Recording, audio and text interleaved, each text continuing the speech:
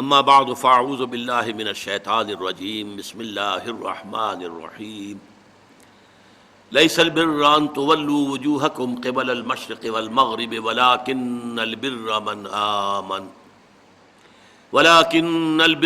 آمن بالله واليوم الآخر والملائكة والكتاب والنبيين وآتى المال على حبه ذوي القربى واليتامى والمساكين وابن السبيل والسائلين وفي الرقاب وأقام الصلاة وآتى الزكاة والموفون بعهدهم إذا عاهدوا والصابرين في البأساء والضراء وحين البأس اولئک الذین صدقوا اولئک هم المتقون صدق اللہ العظیم رب اشرح لی صدری ویسر لی امری واحلل عقدۃ من لسانی یفقہوا قولی۔ آیہ بر کے بارے میں کچھ تمہیدی گزارشات بھی پہلے بھی آ چکی تھیں اور پچھلی نشست میں ہم نے پھر اجمالاً ان کا اعادہ کیا۔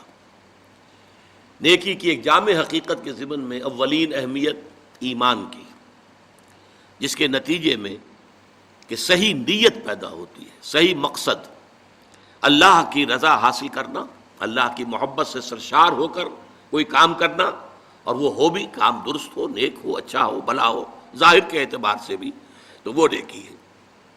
یا کمتر درجے میں اخروی جزا مقصود ہو، آخرت کی جزا، دنیا کا کوئی جزا، دنیا کی کوئی بدلہ جو ہے وہ نہیں۔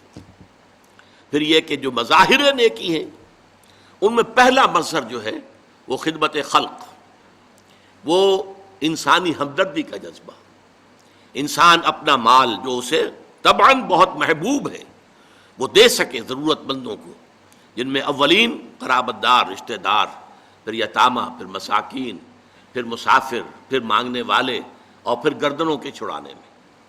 اس کے بعد فرمایا وَأَقَامَ الصَّلَاةَ وَآتَى الزَّكَاةَ، اور قائم کی اس نے نماز اور ادا کی اس نے زکوٰۃ۔ اب دیکھیے یہاں ارکان اسلام میں سے اہم ترین ارکان جو ہیں اب ذکر آ رہا ہے۔ میں پہلے بیان کر چکا ہوں کہ ترتیب عنوان کے اعتبار سے موضوع کیا ہے۔ ارکان اسلام کی بحث ہوگی تو کلمہ شہادت کے فوراً بعد اقامت الصلاۃ و ایتاء الزکاۃ، لیکن یہاں بحث ہو رہی ہے نیکی کی۔ نیکی کی حقیقت کیا ہے؟ اس میں وہ ہمدردی کا مادہ وہ پہلے ہے اور نماز اور زکوٰۃ بعد میں۔ اور ان دونوں چیزوں پر غور کیجئے تو ایک عجیب جو ہے اس میں حکمت نظر آتی ہے کہ اس سے پہلے جو دو چیزیں ہمارے سامنے آئی ہیں نیکی کی بحث میں، ایک ایمان اور ایک خرچ کر سکنا، ضرورت مندوں کی ضرورتیں پوری کرنا میں اپنے مال کو خرچ کر سکنا۔ اب ان دونوں کے لیے گویا کہ دو ستون گاڑ دیے گئے ہیں ہمارے دین کے نظام میں۔ ایمان کو تازہ رکھنے کے لیے نماز ہے، دن میں 5 مرتبہ اپنے مصروفیات سے نکلو، صبح کی نیند بڑی سہانی ہوتی ہے، اسے توڑ کر اٹھو اور اٹھو اللہ کے حضور میں حاضر ہو، کھڑے ہو جاؤ، وضو کرو، کھڑے ہو جاؤ، نماز پڑھو، اللہ سے اپنا عہد جو ہے تازہ کرو۔ ایاک نعبد و ایاک نستعین، اللہ تعالیٰ کے ساتھ اپنے اس عہد کو دوبارہ استوار کرو، تازہ کرو۔ بڑا پیارا شعر ہے حفیظ جالندری کا کہ سرکشی نے کر دیے دھندلے نقوش بندگی، آؤ سجدے میں گریں لوح جبیں تازہ کریں۔ لوح کہتے تختی کو، جیسے تختی ہوتی تھی ہم لکھتے تھے پھر تازہ کرتے تھے اسے، اس کے اوپر پھر دوبارہ گاچنی سے اس کو دوبارہ جو ہے تاکہ اس پر لکھا جا سکے۔ تو یہ لوح جبیں جو ہے یہ ہماری، اسے رکھو زمین پر تاکہ اس میں بندگی کا جو نقش ہے وہ تازہ ہو جائے۔ اس لیے کہ ہماری سرکشی جو نفس کی سرکشی ہے، ان النفس لامارۃ بالسوء، اس نے ہماری یہ بندگی کے جو آثار ہیں، جو نقوش ہیں، انہیں کمزور کر دیا، دھندلا دیا ہے۔ تو نماز ایک ستون ہے، اور یہ جان لیجئے کہ اسلامی معاشرے کے اندر اس کی تنظیم، اس کی آرگنائزیشن کے لیے یہ یوں سمجھیے رکن رکین ہے، یہ عمود ہے، یہ سب سے بڑا جو ہے بنیاد ہے۔ اب آپ کو معلوم ہے کہ اسلامی معاشرے میں ایک فرد ہے مسلمان، اس کی زندگی بھی اگر وہ نمازی ہے اور نماز کا حق ادا کرتا ہے، اس کی زندگی گویا کہ نماز کے گرد گھومتی ہے۔ اس کا سارا نظام الاوقات جو ہے نماز کے حوالے سے طے ہوگا۔ فلاں کام کرنا، اچھا بھائی عصر کی نماز کے بعد۔ وہ کوئی ایسی اپائنٹمنٹ نہیں کر سکتا کہ جس میں عصر کی جماعت جو ہے اس کا معاملہ جو ہے وہ خطرے میں پڑ جائے، مغرب کے بعد اس کا سارا معاملہ چلے گا، اس کا روٹین جو ہے اسی کے گرد گھومے گا. یہ گویا کہ کھونٹا ہے جس کے گرد اس کے معمولات زندگی جو ہے، اس کی چکی جو ہے وہ چل رہی ہے. اسی طریقے سے معاشرہ، اب 5 مرتبہ دن میں مسلمان مسجد میں جمع ہو رہا ہے، ایک امام کے پیچھے کھڑے ہیں، اور ایک دفعہ ہفتے میں جو ہے بڑی آبادی کے لوگ جو ہیں مسجد جامع میں جمع ہو گئے. یہ اسلامی معاشرے کی ایک تنظیم ہے. سال میں 2 مرتبہ جو ہے آبادی سے باہر کسی بڑے کھلے میدان میں لوگ چلے گئے ہیں عیدین کے لیے، اور سال میں 1 مرتبہ جو ہے پوری دنیا سے کشاں کہاں کہاں سے گورے بھی اور کالے بھی اور پیلے بھی مسلمان کہاں سے چلے آ رہے ہیں، ہر مسلک ہر فقہ کے ماننے والے. یہ ایک تنظیم ہے جو نماز کے گرد اور حج کے گرد ہو رہی ہے. اور یہ نماز جو ہے در حقیقت بندے کا تعلق اللہ کے ساتھ استوار کرنے کا سب سے بڑا ذریعہ ہے، اس لیے کہ ہمارے معمولات جو ہیں وہ ہمیں اللہ سے غافل کر دیتے ہیں، ہم گم ہو کر رہ جاتے ہیں. وہ بڑا پیارا شعر ہے اقبال کا، کافر کی یہ پہچان کہ آفاق میں گم ہے، مومن کی یہ پہچان کہ گم اس میں ہے آفاق.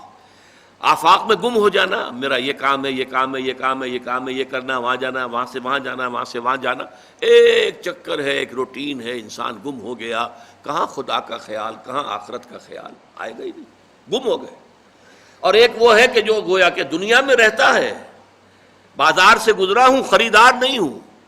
دنیا میں رہو اور دنیا میں گم نہ ہو جاؤ، بلکہ دنیا تمہارے اندر آ جائے، تمہارے قابو میں آ جائے، تمہارے تابع ہو جائے، تمہارے سارے معمولات تمہارے اپنے فیصلے کے، تمہاری خودی کے تابع ہو جائیں.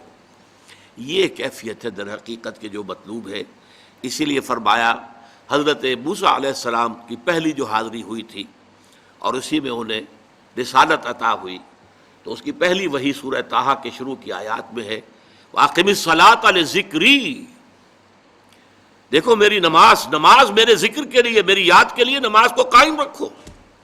الصلاۃ عماد الدین، حضور فرما رہے ہیں یہ دین کا ستون ہے، اس دین کی عمارت اس پر کھڑی ہوئی. جیسا کہ میں نے عرض کیا، ہمارے شخصی بھی معاملات اور معمولات اس کے گرد گھومے، اور ہماری اجتماعیت جو ہے، ہمارا معاشرہ اور ہماری ملی تنظیم جو ہے، اس کی بنیاد بھی یہی. زکوٰۃ کیا ہے؟ مظاہر نیکی میں سب سے پہلا مظہر آیا تھا مال خرچ کر سکنا، خیرات، صدقات، لوگوں کی ضرورتیں پوری کرنا اپنے مال سے، ہمدردی میں اپنا مال خرچ کرنا. اس مال خرچ کرنے کے لیے ایک اور ستون کھڑا کر دیا گیا، اور وہ زکوٰۃ ہے. کم سے کم اتنا تو دینا ہی ہوگا. گویا کہ آپ کو معلوم ہے کہ کسی بوتل کا کارک اگر بند ہی رہے تو بند رہے گا، اس میں سے کچھ بھی نہیں نکلے گا، ایک قطرہ بھی نہیں ٹپکے گا. ایک دفعہ کھل جائے تو امید ہے کہ کچھ اور بھی نکل آئے گا. تو زکوٰۃ، بخیل سے بخیل انسان بھی اگر مسلمان ہے اور اگر اس کو اللہ تعالیٰ کے حکم کا لحاظ ہے، پاس ہے، زکوٰۃ تو دے گا. چاہے اس کے علاوہ چیریٹی نہ ہو، چاہے اس کے علاوہ جو ہے کوئی خیرات نہ ہو، لیکن یہ زکوٰۃ تو دے گا. لیکن یہ زکوٰۃ جو ہے در حقیقت یہ بنیاد بن جاتی ہے کہ پھر دل میں سے مال کی محبت اس زکوٰۃ کی وجہ سے کم ہوتی ہے. زکوٰۃ کے معنی یہ ہے پاک کرنے والی شے، تزکیہ ہے. یہ در حقیقت نفس کو پاک کرنے والی شے ہے، طہارت نفس، قلب کے اندر سے مال کی محبت کو ختم کرنے والی شے. تو یہ 2 ستون ہیں ہمارے دین کی.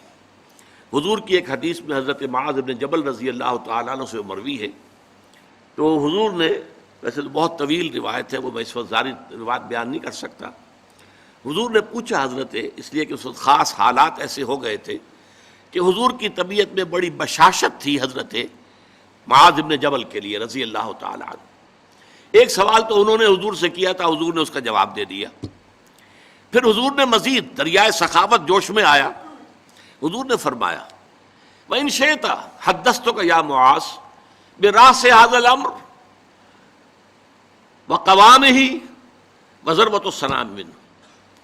اے معاذ، اگر تم چاہو تو میں بتاؤں کہ ہمارے اس دین کی جڑ کیا ہے اور ہمارے اس دین کا تنا کیا ہے. قوام، یہ درخت جو ہے نا، آپ کو معلوم ہے، درخت کی مثال سامنے رکھیے کہ درخت کی ایک جڑ ہے اور درخت کا ایک تنا ہے جس کے اوپر پھر آگے شاخیں ہوں گی، اس میں پتے آئیں گے، اسی میں پھل یا پھول لگیں گے.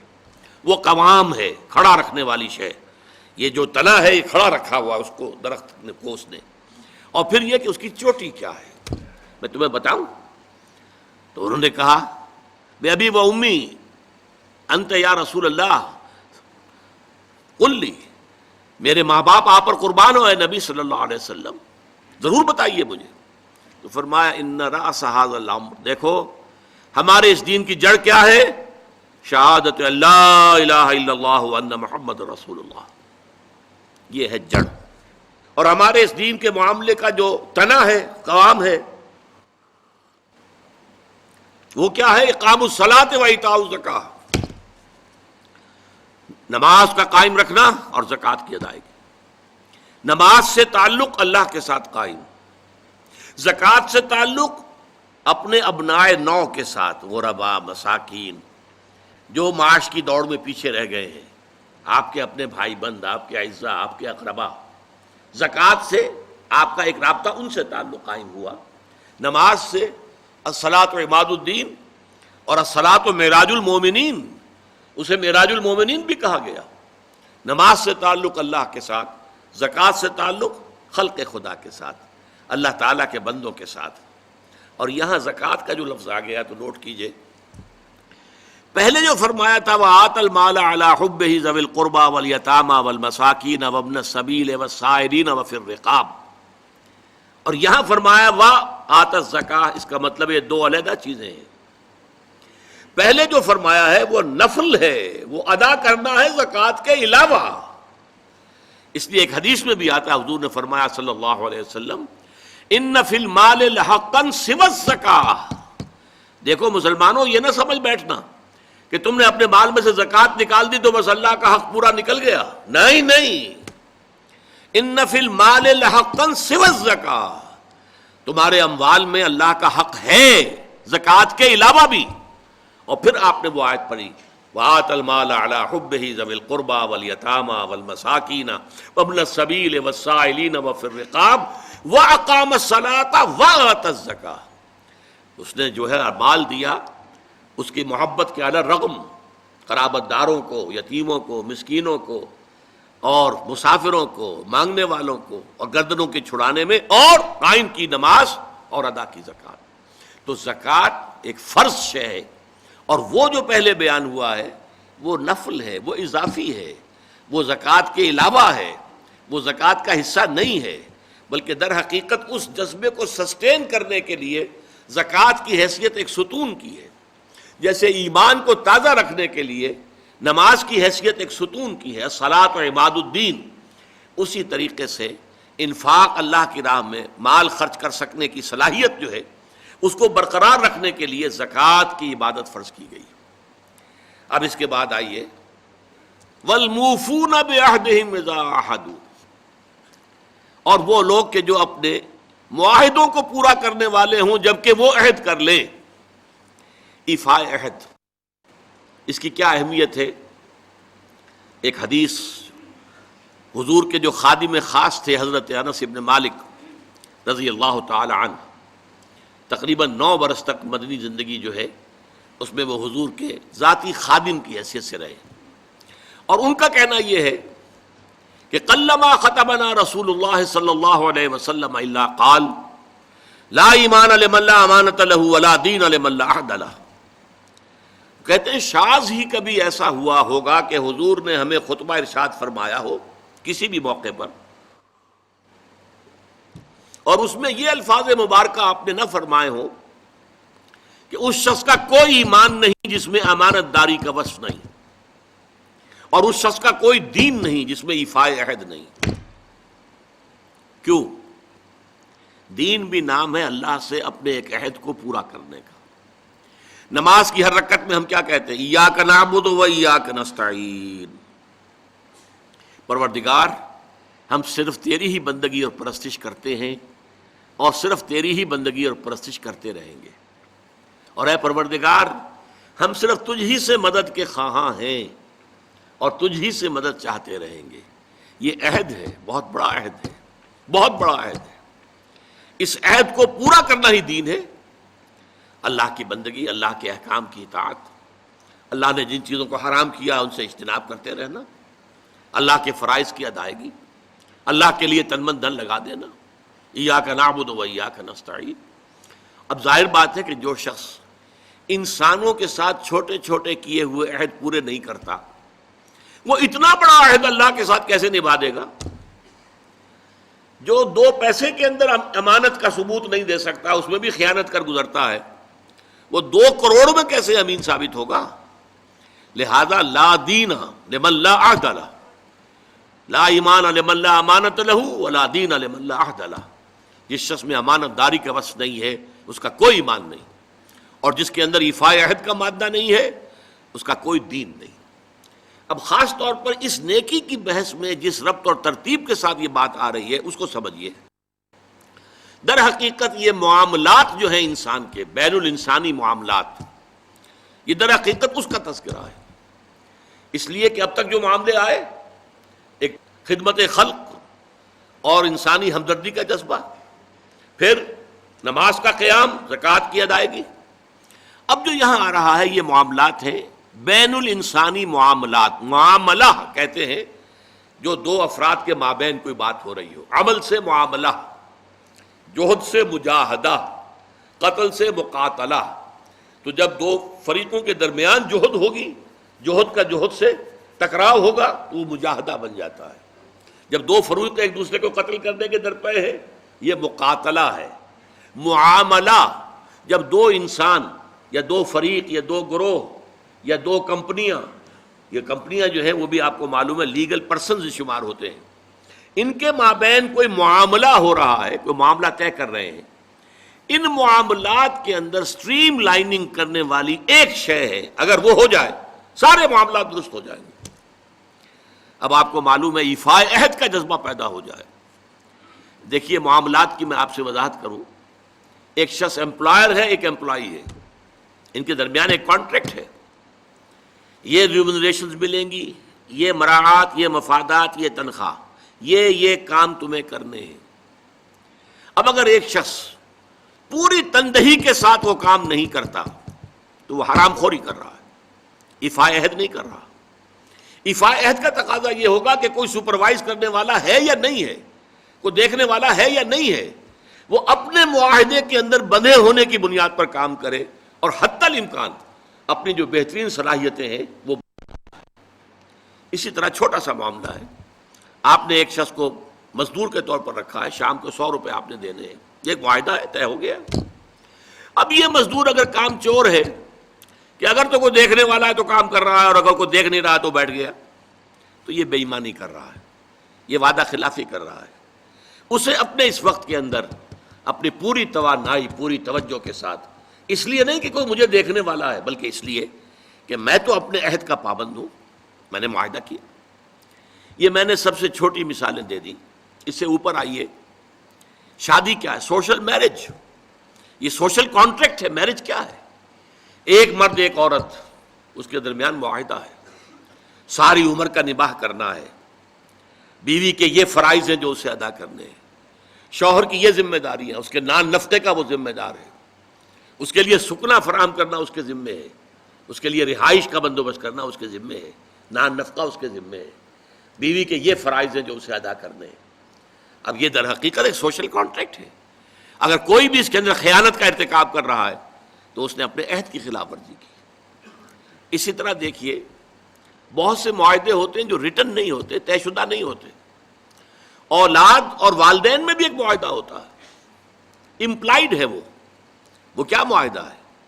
والدین اپنی جوانی میں اپنے آپ کو انویسٹ کرتے ہیں اپنی اولاد میں، ان کی تعلیم ہے، ان کی تربیت ہے، ان کو کھلانا ہے، ان کو پلانا ہے، ان کے لیے کپڑے کا بندوبست ہے، وہ اپنی ساری توانائیاں جو ہیں لگا رہے ہیں ان کو پالنے پوسنے میں۔ اور اس کے اندر امپلائڈ کانٹریکٹ ہے کہ جب یہ بوڑھے ہو جائیں گے اور وہ جوان ہو جائیں گے تو اب ان کو لک آفٹر کریں گے، ان کی خدمت کریں گے، ان کی سیوا کریں گے، ان کے ساتھ حسن سلوک کے ساتھ پیش آئیں گے۔ یہ کانٹریکٹ ہے، چاہے یہ لکھا ہوا نہ ہو، امپلائڈ کانٹریکٹ ہے۔ بہرحال پوری انسانی زندگی کا اگر آپ تجزیہ کریں گے تو معاہدات کے گرد گھومتی ہے۔ اگر ایک وصف پیدا ہو جائے، ایک وصف ایفاء عہد، حضور نے فرمایا بندہ مومن کا وعدہ کر لینا عدت المومن کاخذ الکف، بندہ مومن کا کسی سے کوئی وعدہ کر لینا ایسے ہے جیسے اس کا ہاتھ جو ہے اس کے ہاتھ میں آ گیا ہے۔ جیسے آپ نے کسی کا ہاتھ پکڑا ہوا، کہاں جائے گا اب؟ لہذا وہ تو بن گیا، اس نے وعدہ کیا وہ بن گیا۔ اور یہ ایک واقعہ آتا ہے حضور کا، اور یہ بھی آغاز وحی سے قبل کا واقعہ ہے۔ آپ کی زندگی میں امانت اور دیانت، جس کی بنا پر الصادق الامین کے خطابات آپ کو ملے تھے اپنے معاشرے سے، آپ کاروباری آدمی تھے نا، تجارت کرتے تھے۔ ایک شخص سے کوئی بات ہو رہی تھی معاملے کی، کسی سودے کی، اس نے کہا کہ ذرا آئے محمد آپ انتظار کیجئے میرا یہاں پر، میں ابھی آتا ہوں۔ وہ جا کر اپنے کاموں میں ایسا مصروف ہو گیا، بھول گیا۔ حدیث میں ثلاثہ کا لفظ آیا، 3 کے بعد یاد آیا اسے، اور عام شارحین کا یہ کہنا ہے 3 دن کے بعد۔ وہ بھولا رہا، اچانک یاد آیا، میں نے تو وعدہ کیا تھا محمد سے صلی اللہ علیہ وسلم کہ آپ یہاں میرا ذرا انتظار کیجئے، میں ابھی آتا ہوں۔ وہ اسی طریقے سے گھبرایا ہوا گیا تو حضور وہیں تشریف فرما تھے۔ 3 دن اس نے معذرت پیش کی، کہا میں بھول گیا۔ تو حضور نے فرمایا میں تو اپنے عہد کا بندھا ہوا تھا، میں نے تم سے وعدہ کیا تھا کہ میں یہاں تمہارا انتظار کروں گا، میں کر رہا ہوں۔ تو یہ ہے اصل میں، اور جیسا کہ قرآن مجید میں اسی سورہ بنی اسرائیل میں آیا ہے، ان العہد کان مسئولا، یہ عہد جو ہے اس کی تو اللہ تعالیٰ کیا مسئولیت ہے، جواب دہی ہوگی، پوچھ گچھ ہوگی۔ تو یہ ہے معاملات انسانی میں نیکی کا وہ جذبہ جو ہے، وہ خاص طور پر جو ظاہر ہوگا وہ ایفائے عہد کے حوالے سے تمام معاملات، بین الانسانی تعلقات اور تمام معاملات کے اندر اسٹریم لائننگ کر دے گا۔ اب آئیے آخری بات آ رہی ہے، وَالصَّابِرِينَ فِي الْبَأْسَاءِ وَالضَّرَّاءِ، یہاں صابرون نہیں کہا، موفون نہیں۔ اس کا کیا مطلب ہے؟ یہاں پر در حقیقت کچھ الفاظ محذوف ہیں، وَأَخُصُّ بِذِكْرِ الصَّابِرِينَ، اور خاص طور پر میں ذکر کرنا چاہتا ہوں صبر کرنے والوں کا۔ یہ جو نیکی کی بحث ہے اس میں نوٹ کر لیجئے، ایک ہے نیکی بدھ مت کے بھکشوؤں کی نیکی، عیسائی راہبوں کی نیکی، ہندوؤں کے سنیاسی اور تپسیاؤں کی نیکی۔ وہ نیکی کیا ہے؟ کاروبار دنیاوی کو چھوڑو، معاشرے کے جو مین کرنٹ ہے اس سے نکل کر کہیں پہاڑوں میں، گفاؤں میں، کہیں موناسٹریز میں، کہیں جاؤ بیٹھ جاؤ۔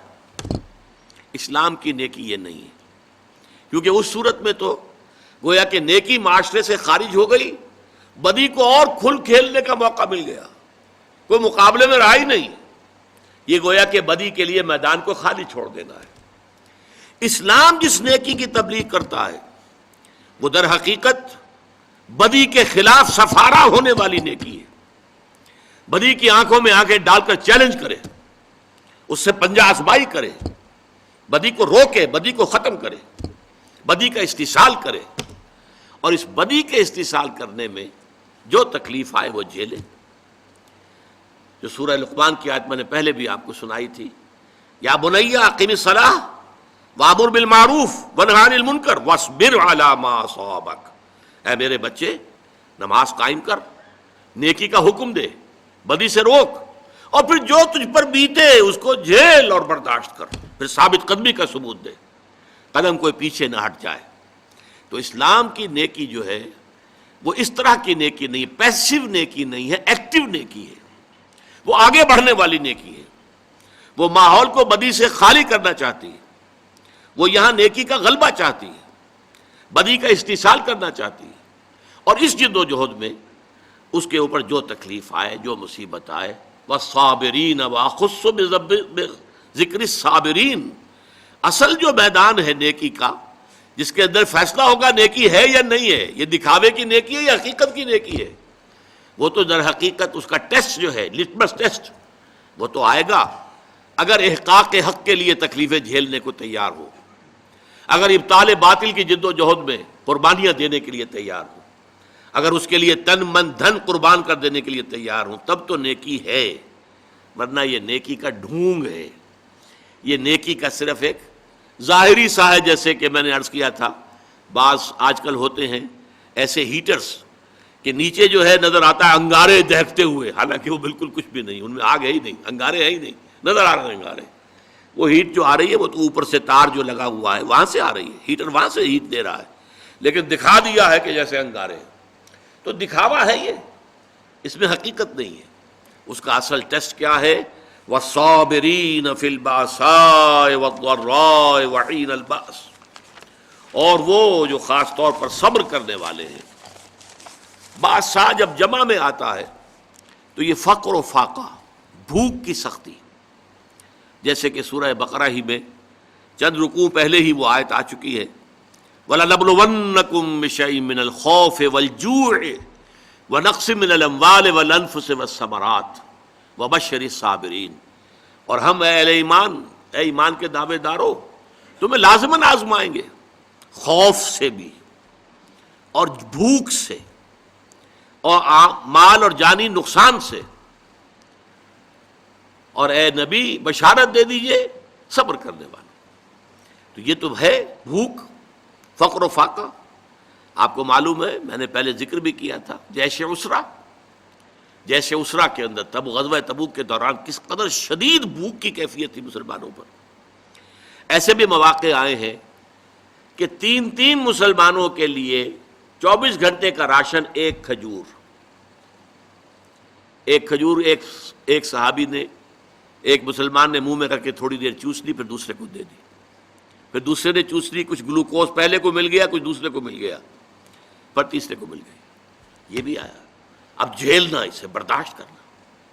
اسی طریقے سے غزوہ خندق کے موقع پر جو آیا، اس لیے کہ شدید ترین سردی کا موسم تھا اور یہاں اب کچھ نہیں تھا، چاروں طرف سے گھیراؤ ہے، کوئی باہر سے رسد آ ہی نہیں سکتی، قحط کی کیفیت ہے، اور یہاں پر جو ہے فاقے آ رہے ہیں، اور اس فاقے کی حالت میں حکم ہوا ہے کہ خندق کھودو، اور مدینہ کی زمین جو ہے پتھریلی زمین ہے، ٹھیک ہے وہاں پہ ریت بھی ہے، لیکن خندق کھودنے کے لیے تو ریت سے نیچے جانا پڑے گا نا، پتھروں کے اوپر۔ چنانچہ ایک واقعہ آتا ہے کہ ایک بڑی چٹان آ گئی، تو جس چٹان کو بہت سے مسلمانوں نے کوشش کی اپنے اس تیشوں کے پھاوڑوں کے ذریعے سے توڑنے کی، نہیں توڑ سکے، پھر حضور نے ضرب لگائی ہے تو وہ ٹوٹی۔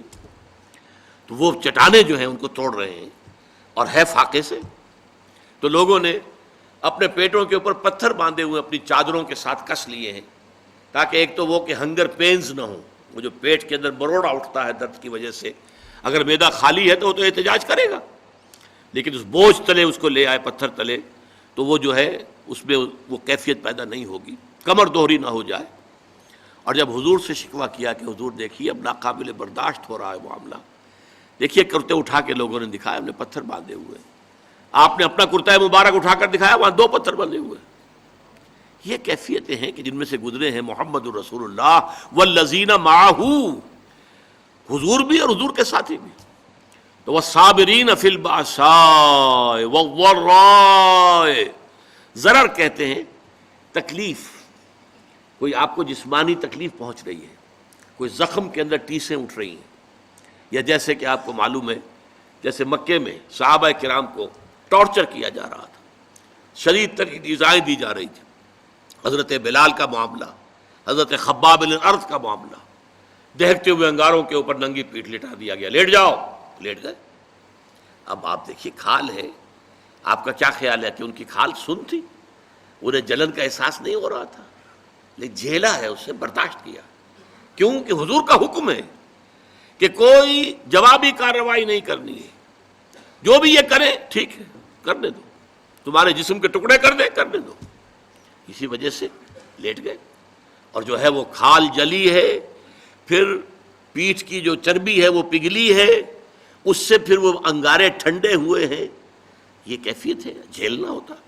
تو یہ جھیلنا جو ہے برداشت کرنا، تحمل، والصابرین فی البأساء والضراء وحین الباس، اور خاص طور پر باس کے وقت، باس جب واحد میں آتا ہے اس کے معنی جنگ ہے، یہ آخری امتحان ہوتا ہے، میدان جنگ میں آ جانا، جان ہتھیلی پر رکھ کر میدان میں آ جاؤ۔ ظاہر بات ہے جو جنگ میں گیا وہ گویا کہ اپنی جان کا رسک لے کر جا رہا ہے، یہ تو اگر کوئی خاص اللہ کا فضل ہے کہ لوٹ آیا تو یہ تو فضل ہے، یہ تو ایک طرح سے نئی زندگی ہے، ورنہ در حقیقت جنگ میں جانے والا اپنی جان کا رسک لے کر، اور وہاں پھر صبر کرنا، ڈٹے رہنا، وہاں پیٹھ نہ دکھانا۔ وَمَن يُوَلِّهِمُ الدُّبُرَ يَوْمَئِذٍ، تو اگر کسی شخص نے اپنی پیٹھ دکھا دی دشمن کو جنگ کے موقع پر، تو پھر اس کے لیے تو اللہ تعالیٰ کا عذاب ہے، وَمَأْوَاهُ جَهَنَّمُ وَبِئْسَ الْمَصِيرُ، اور اس کا برا ٹھکانہ ہے جہنم، جہنم ٹھکانہ ہے جو بہت بری جگہ ہے۔ تو جنگ کے موقع پر اب یہاں سوچئے کہ وہ جو میں نے کہا تھا کہ یہاں پہ سورۃ العصر کی تیسری چیز جو ہے وہ انڈرسٹوڈ ہے. سورۃ العصر میں ایمان کی بات آئی، ایمان یہاں آ گیا، 5 ایمانیات کا ذکر آ گیا. سورۃ العصر میں عمل صالح کا معاملہ آیا، یہاں پر اس کے مختلف شعبے، خدمت خلق، انسانی ہمدردی، عبادات، نماز اور زکوٰۃ، ایفاء عہد، تمام جو بین الانسانی معاملات ہیں، تعلقات ہیں، ان کی سٹریم لائننگ.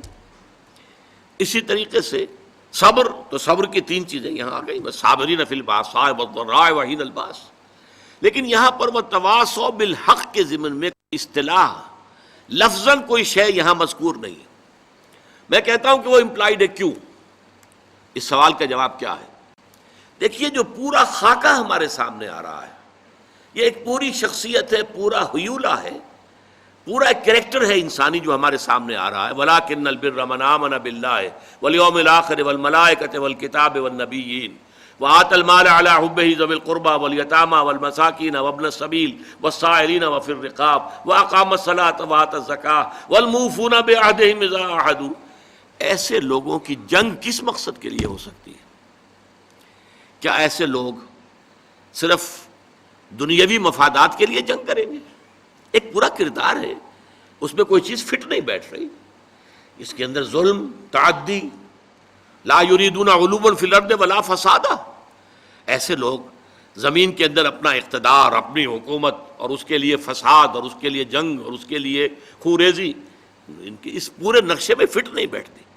لہذا ان کی یہ جنگ اور ان پر جو آزمائشیں آئیں گی بھوک کی اور تکلیف کی، کس لیے؟ یہ احقاق حق کے لیے، تواصی بالحق کے لیے، حق کا بول بالا کرنے کے لیے، اقامت دین کی جد و جہد کے لیے. اس لیے کہ سب سے بڑا حق کیا ہے؟ یہ زمین اللہ کی ہے اور اس پر اسی کا حکم چلنا چاہیے. یہ ہے سب سے بڑا حق. میں نے عرض کیا تھا سب سے چھوٹا حق یہ بھی ہو سکتا ہے کہ بچے گلی میں کھیل رہے ہیں اور آپ ان سے کہیں کہ بیٹے یہ جگہ نہیں ہے کھیلنے کی، میدان میں جا کر کھیلو. تمہاری گیند سے یا تمہاری گلی سے کسی گاڑی کا شیشہ ٹوٹ جائے گا اور اس پر بھی ریزنٹمنٹ ثابت آئے گی. بچے جو ہیں شاید آپ کو اپنی عزت سلامت لے کر وہاں سے جانا جو ہے وہ نصیب نہ ہو. اسی طریقے سب سے بڑا خیر کیا ہے؟ یہ زمین اللہ کی ہے. ان الارض للہ، زمین اللہ کی ہے، یہاں اس کا حکم چلنا چاہیے. جیسے کہ عیسائیوں کی جو لارڈز پریئر ہے اس میں الفاظ ہیں بڑے خوبصورت.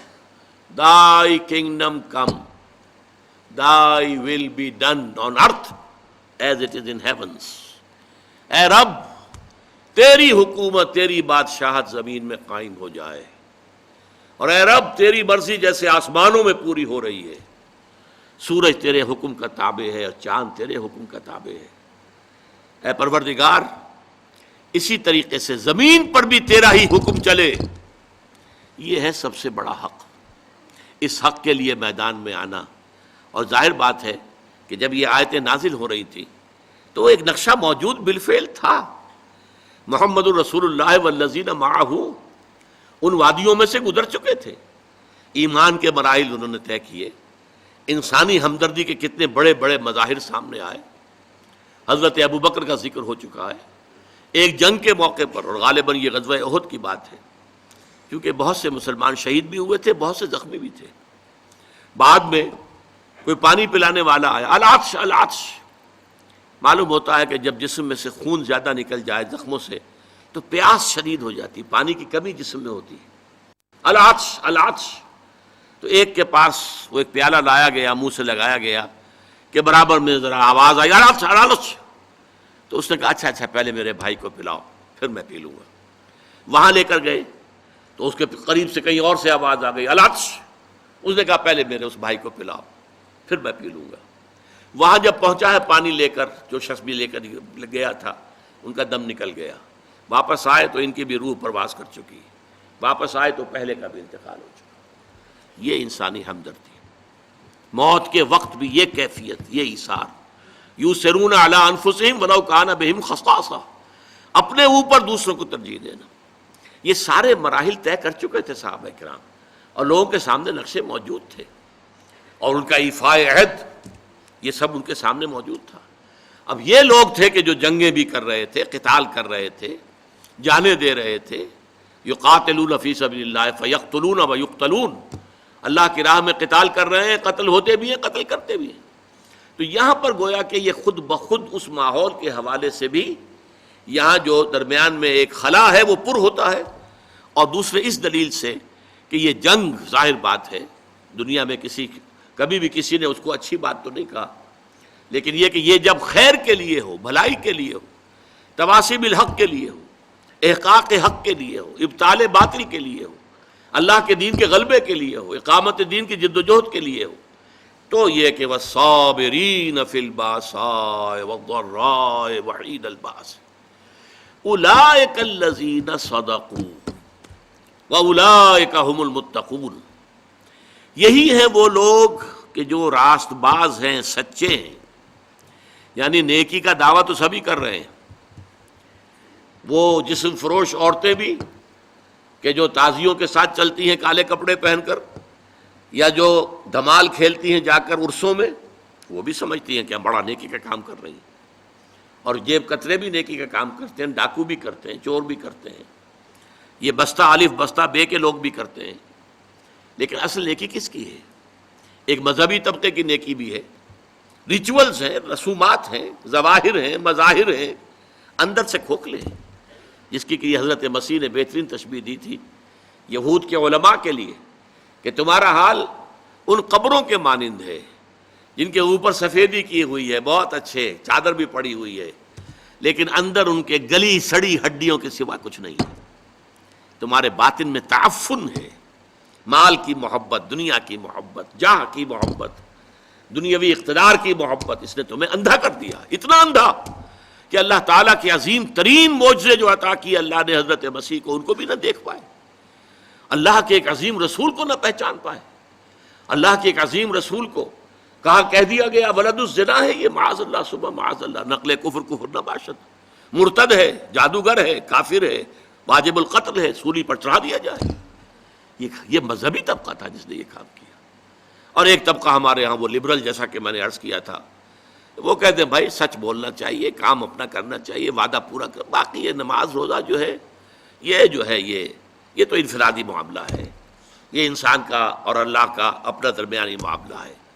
ان تمام چیزوں کو جس طریقے سے اس آیت میں جمع کر دیا گیا، اور ہر شے اپنی جگہ پر فٹ، نماز اور روزے کو درمیان میں تو لائے، نمبر ایک پر نہیں لائے، نمبر ایک پر وَآتَ الْمَالَ عَلَىٰ حُبِّهِ ذَوِي الْقُرْبَىٰ وَالْيَتَامَىٰ وَالْمَسَاكِينِ وَابْنَ السَّبِيلِ وَالسَّائِلِينَ وَفِي الرِّقَابِ، اور اس سے بھی پہلے اصل ایمان، موٹیویشن کیا ہے تمہارا؟ اب دیکھیے ہماری مجبوری کیا ہے، ہم انسانوں کی مجبوریاں ہیں دو، ایک تو یہ کہ ہم اعمال کے ظاہر پر حکم لگاتے ہیں، ہمیں باطنی تو نظر نہیں آتا، ہم کسی کا دل نہیں دیکھ سکتے، ہمیں نہیں معلوم اس کی نیت کیا ہے، اور کسی کی نیت پر بلا سبب شک کرنا، شبہ کرنا، اس کی ہمیں اجازت نہیں، لہذا ہم تو کہہ دیں گے یہ نیکی ہے، یہ نیکی کا کام ہے، ہم اس کی باطنی جو ہے، اس کا اصل پس منظر کیا ہے، اس کی اصل جذبہ محرکہ کیا، ہم نہیں جان سکتے۔ دوسرا معاملہ کیا ہے، ایک ہی شخص کے ہم کچھ اعمال کو کہتے ہیں یہ کام تو اس نے بڑی نیکی کی ہے، یہ کام اس کے بڑے برے ہیں، یہ بھی در حقیقت ہماری محدودیت ہے۔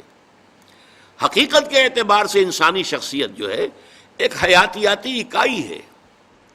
دیکھیے اگر آم کا درخت ہے تو آم لگے گا، اس میں نیمبو کیسے لگ جائے گا؟ آم لگے گا، نیم کی نمولی کیسے لگ جائے گی؟ اگر آپ ایک درخت میں دیکھتے ہیں کہ آم بھی لگا ہوا، نمولی بھی لگی ہوئی ہے، وہ کڑوی کسیلی نمولی بھی لگی ہوئی ہے اور میٹھا آم بھی لگا، آپ کیا کہیں گے؟ کیسے انہونی سی بات ہے یہ؟ تو شخصیت تو ایک وحدت ہے، یا اس کے اندر خیر ہے یا شر ہے، شر ہے تو شر ہی ظاہر ہوگا، چاہے اس شر نے اوپر کوٹنگ لے لی ہو خیر کی، بظاہر نیکی کا ایک عمل کر رہا ہے، لیکن اس درخت کا، اس کی جڑ سے جو شر کی غذا اسے مل رہی ہے، اس اعتبار سے اس عمل کے اندر شر ہے، خیر نہیں ہے، چاہے ظاہری اعتبار سے خیر نظر آ رہا ہو۔ اسی طریقے سے جو شخص نیک ہے، اس کے عمل میں نیکی ہی نظر آئے گی، برائی نہیں ہوگی، البتہ اس میں ایک استثناء ہے، جو حقیقتاً نیک ہے، جو اس پیمانے پر پورا اتر رہا ہے، وَلَٰكِنَّ الْبِرَّ مَنْ آمَنَ بِاللَّهِ وَالْيَوْمِ الْآخِرِ وَالْمَلَائِكَةِ وَالْكِتَابِ وَالنَّبِيِّينَ إِلَىٰ آخِرِ الْآيَةِ۔ جو شخص اس پر پورا اتر رہا ہے اس سے بھی کبھی وقتی حالات کے تحت، وقتی اثرات کے تحت کوئی غلط کام سرزد ہو سکتا ہے۔ یہ نہ سمجھیے کہ اس سے کبھی بھی کوئی برائی جو ہے اس کا ظہور نہیں ہو سکتا، نہیں ہو سکتا ہے، لیکن فوراً توبہ کرے گا۔ اگر اس کے اندر نیکی ہے، وہ کسی بدی کو مستقل طور پر اپنی زندگی میں اپنے کردار کے اندر جگہ نہیں دے سکتا۔ اس کو آپ 2 اور 2 4 کی طرح جان لیجیے۔